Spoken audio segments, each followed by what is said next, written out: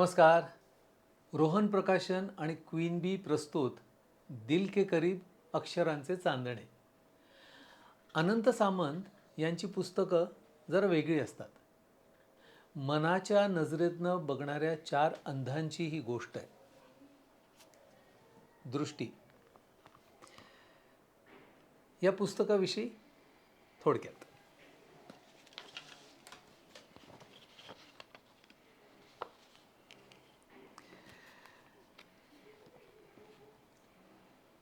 आम्ही चौघही अंध आहोत, कबूल आहे. पण ठरल्याप्रमाणे आज आम्हाला अलिबागचा किल्ला बघायचा आहे. उद्या मुरुडचा जंजिरा बघायचा आहे. तुम्ही दाखवू शकत नसाल तर सांगा, आम्ही आमची सोय करू. आम्हाला हातपाय आहेत, धडधाकट शरीर आहे, आम्ही चालू शकतो, पाहू शकतो. आम्ही स्वतः बघू ना दोन्ही किल्ले.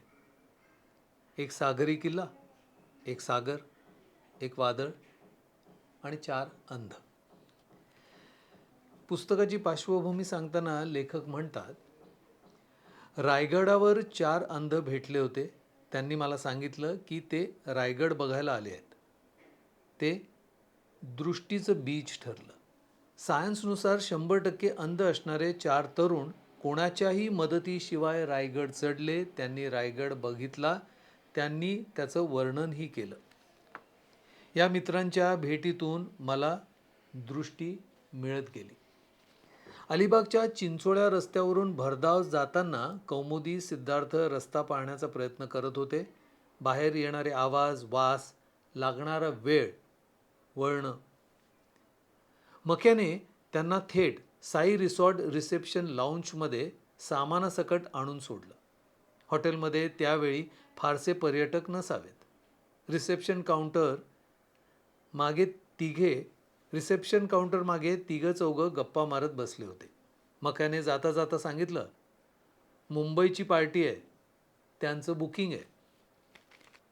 शाळेतल्या मास्तरांनी टेबलवर डस्टर आपटावा त्याप्रमाणे घडी केलेल्या लाल पांढरी छडी रिसेप्शन काउंटरवर आपटत अरुणी म्हणाला, अरुणी स्पोर्ट्स या नावाने रिझर्वेशन आहे. चार अंधांकडे आश्चर्याने पाहणारे चौघे डोळस ते ऐकून पटकन उठले. आहे ना. एक जण पुढे होत अदबीने म्हणाला, मी मॅनेजर सावंत. मीच बोललो फोनवर अरुणी स्पोर्ट्सच्या मालकांशी. होय, अरुणी म्हणाला, तुम्ही माझ्याशीच बोललात.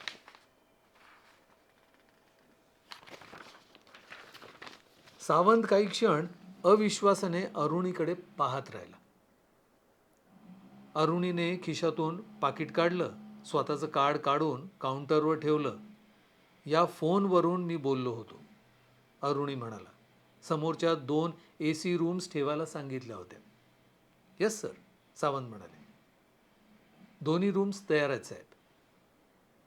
बॉय समोर होता, पण सावंतांनी सवयीने बेल दाबली. साहेबांचं सामान घेऊन जा वर.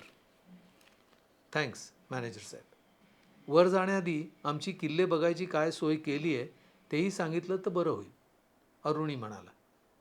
मॅनेजर सावंतांची चोरटी नजर हलकेच चौघांवरून फिरली. काळे चष्मे लावलेले चारही चेहरे त्यांच्या दिशेने वळले होते.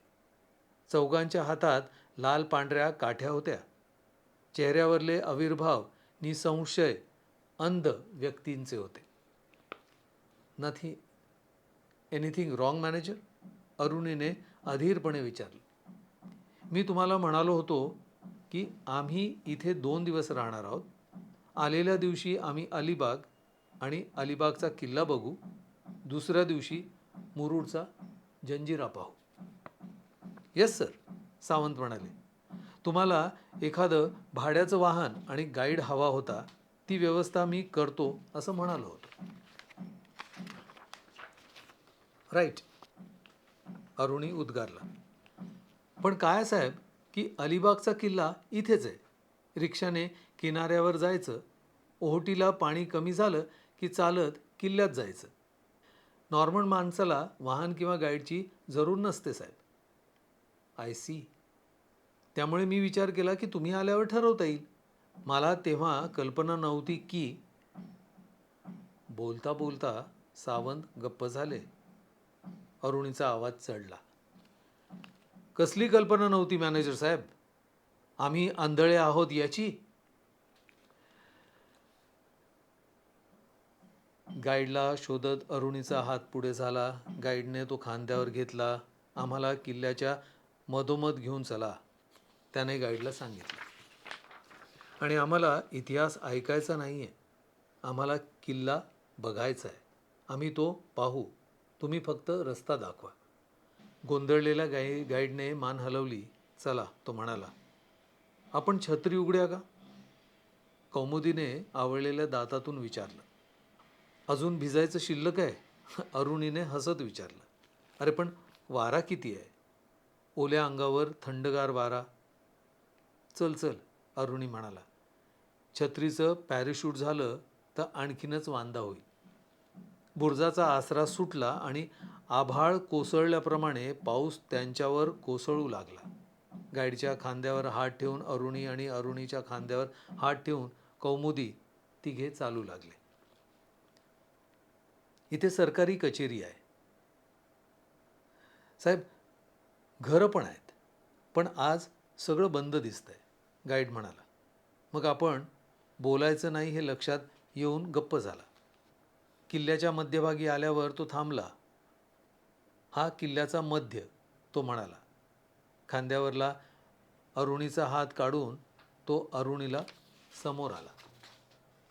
अरुणी आणि कौमुदी गाडी गाडी खेळणाऱ्या लहान मुलांप्रमाणे भर पावसात उभे होते. त्यांचे केस कपडे भिजून चिप्प झाले होते. चेहऱ्यावर अनोखा आनंद पसरला होता. तोंड उघडून ते हवा पाऊस झंझावात पीत होते. त्यांच्याकडे पाहून गाईडने मान हलवली. त्यालाही हसू आलं. मान वर करून तोंड उघडून तोही पाऊस प्याला. कौमुदीने हलकेच स्वतःभोवती प्रदक्षिणा घेतली. हात किंचित पसरून जणू ती तिच्या बोटांनी असमंत पाहत होती. Can you feel it Aruni? चारही बाजूंना आलेला तट दिसतोय तुला? इथे जवळ आहे, तिथे पायऱ्या आहेत तटाला. मॅडम मॅडम, तुम्ही बघू शकता?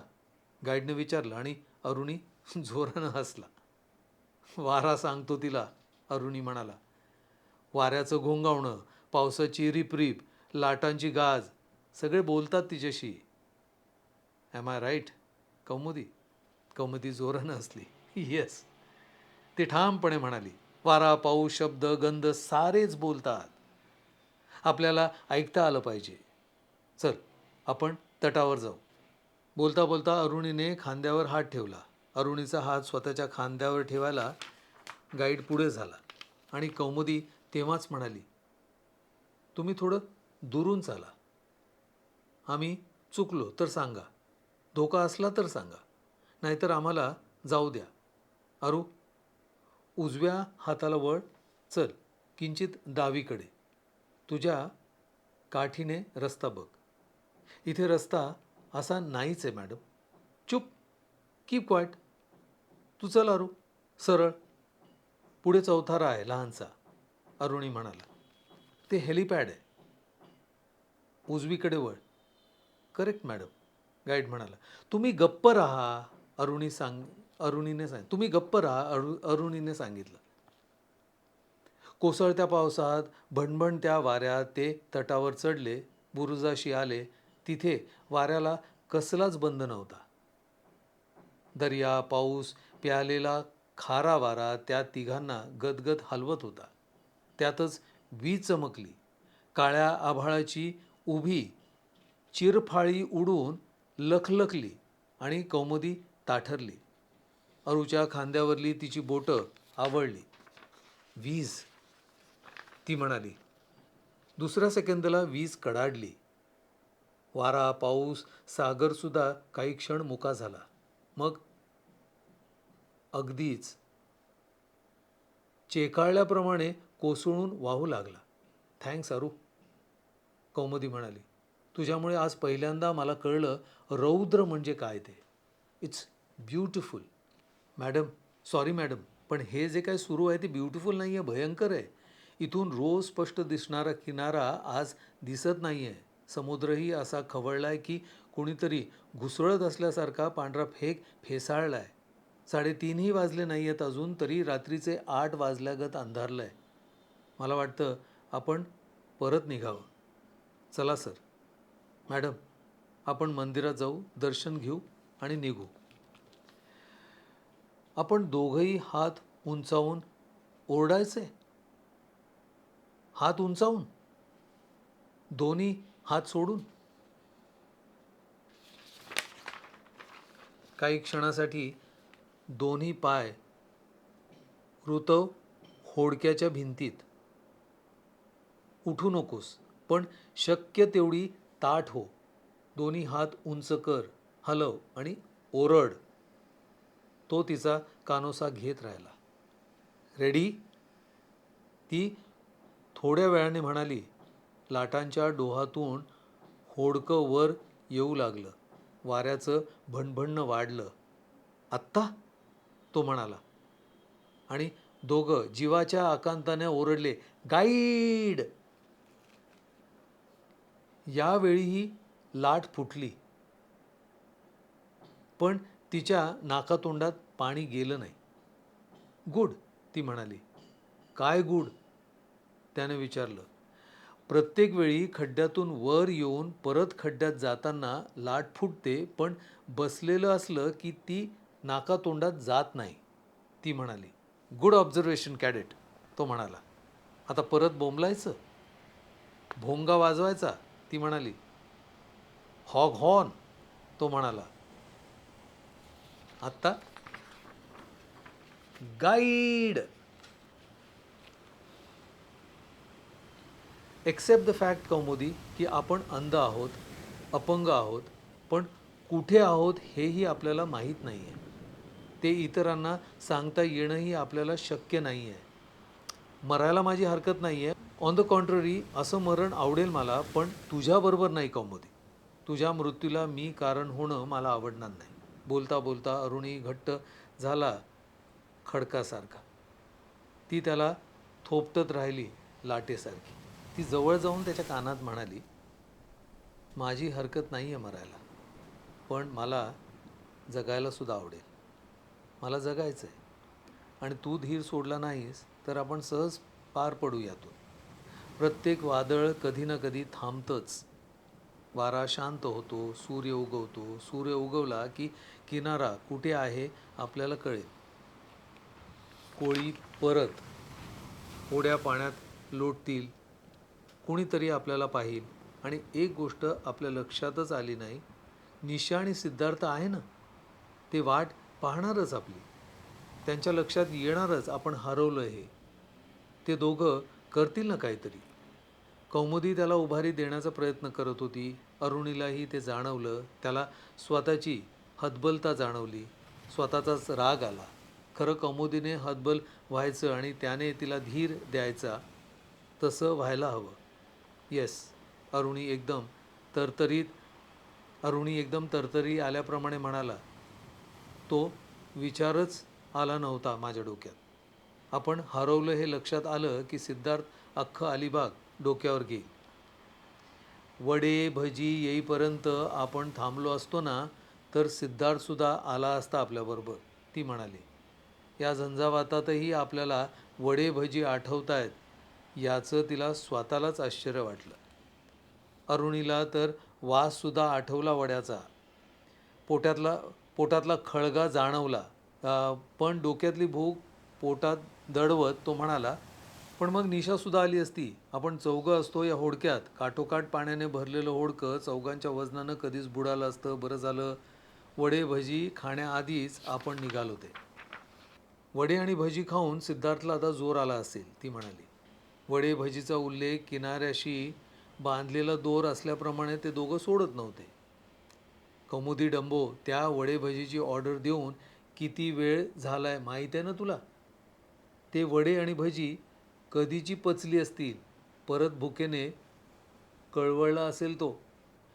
हे बघ आरू, भुकेने कळवळू दे किंवा पोट भरून तरतरीत होऊ दे. दोघांपैकी काही झालं तरी शेवटी सिद्धूला आपली आठवण येणार. दॅट इज ट्रू, अरुणी म्हणाला. मग तो काय करेल? आय थिंक तो मिसळची ऑर्डर देईल. अरुणी हसत म्हणाला. बी सिरियस अरू, ती म्हणाली.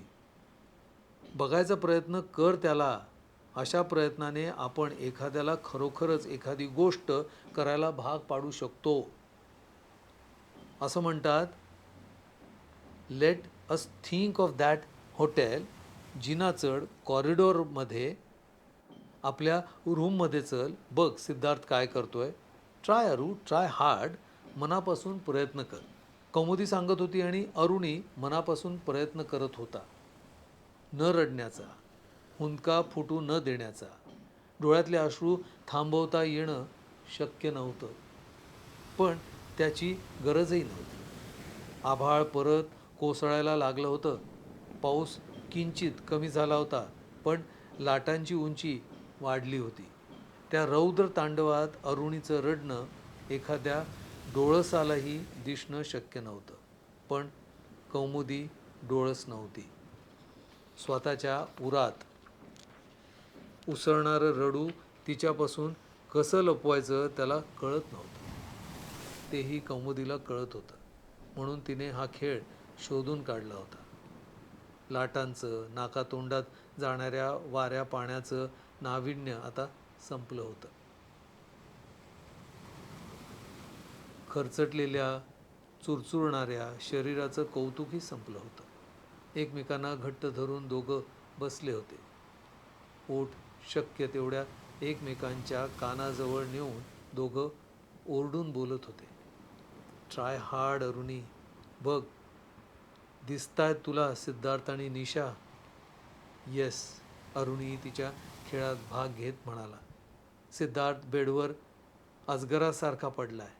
निशा खिडकीत उभी आहे, बाहेर पाहतेय. काचांवर पाऊस तडतडतोय. सिद्धार्थ तिला विचारतोय, किती वाजले? 6, निशाने सांगितलंय. कौमुदी म्हणाली. तरीच मला परत भूक लागली आहे, असं सिद्धार्थ म्हणतोय. चहाची वेळ झाली आहे, अरुणी म्हणाला. शी, सारखं खा का काय करतोस रे? मला अरुणी आणि कौमुदीची काळजी वाटते. 3-4 तास झाले त्यांना जाऊन, असं निशा म्हणते. कौमुदी म्हणाली, त्यात काळजी करण्यासारखं काय? आणि अरुणीची काळजी तर कोणीच करू नये. तो समर्थ आहे स्वतःची काळजी घ्यायला. काळजी करायची ती कौमुदीची, अरुणी म्हणाला. असं कोण म्हणतंय? कौमुदीने विचारलं. मी, अरुणी उत्तरला. रॉंग, ती म्हणाली. आपण स्वतःचे डायलॉग म्हणायचे नाही आहेत. आपण निशा आणि सिद्धार्थचे डायलॉग तयार करायचे आहेत. टेलिपथीने ते त्यांच्यापर्यंत पोहोचवायचे. ओके, परत सुरू करू.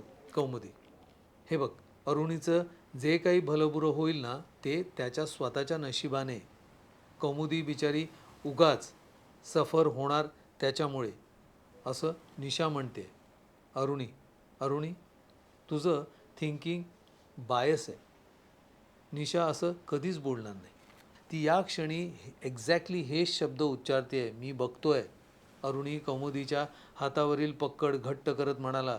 2 वर्षापूर्वीपर्यंत सगळ्यांना वाटायचं की तू आणि निशा लग्न करणार आहात एकमेकांशी. असं 2 वर्षापूर्वी सगळ्यांना वाटायचं की तू आणि निशा लग्न करणार आहात एकमेकांशी, कौमुदी म्हणाली. आपल्या खेळाला फाटे फोडू नकोस, अरुणी ओरडला. सिद्धार्थ बोलतोय काहीतरी. सिद्धार्थ म्हणतोय, खरंय. बिचारी कौमुदी, माणसं कळतच नाही तिला. अरुणी तिला इतक्यांदा जन्मांधळी म्हणालाय, तरीही निघाली त्याच्यासोबत. अरुणी, इट्स नॉट फेअर, कौमुदी ओरडली. दोघांचे डायलॉग तू म्हणतोयस. मला दिसतंय ते, अरुणी ओरडला. सिद्धार्थ म्हणतोय, जसा काही हा आंधळा नाहीच. वयाच्या 21व्या वर्षापर्यंत याला जे दिसत होतं ते आयुष्यभर दिसत राहणार आहे. याला पुरणार आहे मरेपर्यंत. हा डोळस राहणार आहे. कधी कळणार आहे या मूर्खाला की हा सुद्धा 100% आंधळा आहे आपल्यासारखाच. अरुणी शट आप. अरुणीच्या तोंडावर हात ठेवत कौमुदी ओरडली, आंधळा नाहीस तू, तू मूर्ख आहेस, महामूर्ख आहेस. तुझ्यासाठी नाही आले मी माझ्यासाठी आले इथे. Cause I love you. अरू मूर्खा, मी तुझ्या प्रेमात पडले आहे. कधीच गाढवा. निशाला कळलं ते, पण तुला नाही कळलं. होडक्यावर फुटलेली लाट नाकातोंडात गेली तरी खोकत खाकत कौमुदी बोलत राहिली, चुप. सिद्धार्थ काय बोलते हे मला ऐकू येत नाही आहे. कानोसा घेऊन ऐकल्याप्रमाणे अरुणीने मान ताणली, कान टवकारले. आपण जे बोललो ते शब्द उच्चारलेच गेले नाहीत, अरुणीपर्यंत पोचलेच नाहीत. अशा अविश्वासाने कौमुदीने विचारलं, काय बोलतोय सिद्धार्थ? फोन कर ना मॅडचॅप. कौमुदीवर फोन कर ना मॅडचॅप.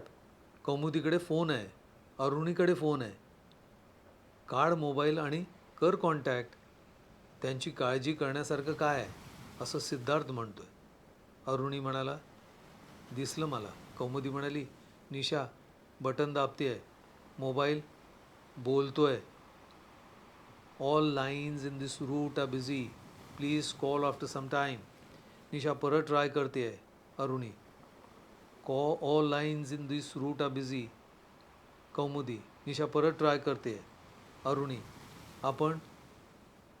आप जिस नंबर से संपर्क करना चाहते हैं वो इस समय उपलब्ध नहीं है, कृपया थोड़ी देर बाद डायल करें. कौमुदी, अलिप्त किनारा, उसळणारा दर्या, कोसळणारी वीज यांच्या सकट गरगरणाऱ्या साऱ्या काल अवकाशाचा भोवरा काळ्याभोर दृष्टीहीन अंधारात दिसेनासा झाला. तर काय झालं असेल दोघांचं हे जाणून घेण्यासाठी दृष्टी पुस्तक नक्की वाचा.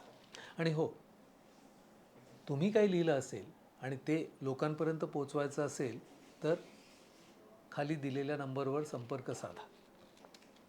आणि अशीच पुस्तकं ऐकण्यासाठी पाहत राहा अक्षरांचे चांदणे. नमस्कार.